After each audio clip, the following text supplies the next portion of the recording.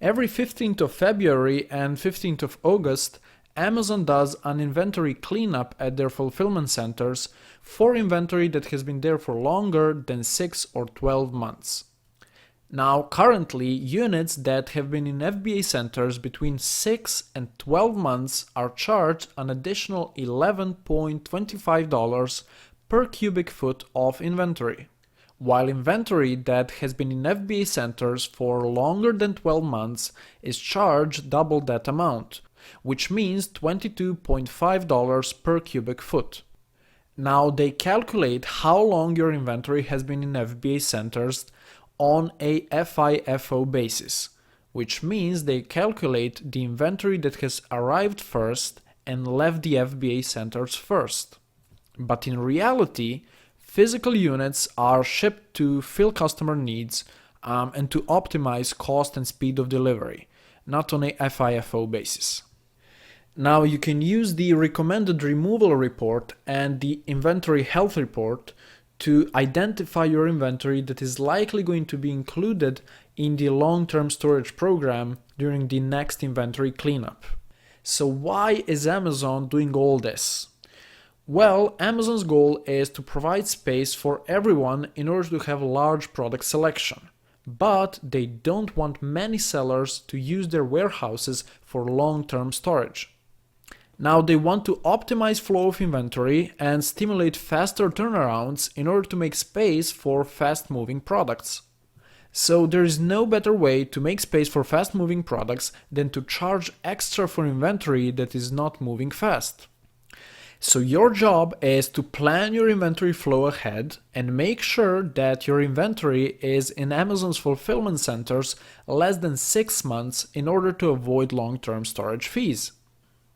Now, once you start getting sales, it will be really easy to calculate how much you should import and send to Amazon FBA, because you will know how many units you sell, so you will know exactly when you're going to run out of inventory. However, when you're just starting out, you want to balance and not order, for example, 3,000 units.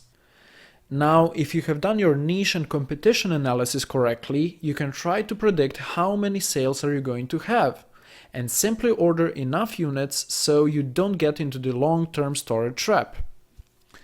Now, if you have some inventory in Amazon FBA centers that is less than 6 months there, and you also have some inventory that is longer than 6 months in FBA centers, then you're going to pay long-term storage fees only for inventory that has been in FBA centers for more than 6 months.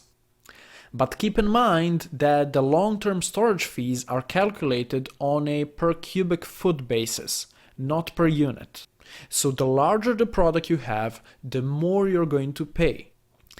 Now, if your inventory gets into the long-term storage fee zone, then you can either request Amazon to dispose it or to return it to you.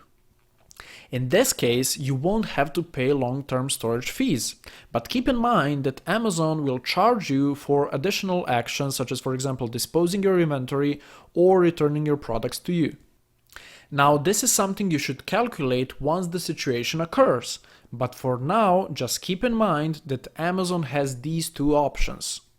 And try to plan your inventory levels ahead, so that inventory that is sent to FBA warehouses gets sold and exits the warehouse in less than 6 months, or hopefully much sooner. So that's it for now. Please see the resource tab of this lecture for more information about this subject. And also, if you have any questions, feel free to ask me in the discussion tab of this lecture. You can also get more valuable content by joining my VIP list at winwinacademy.com.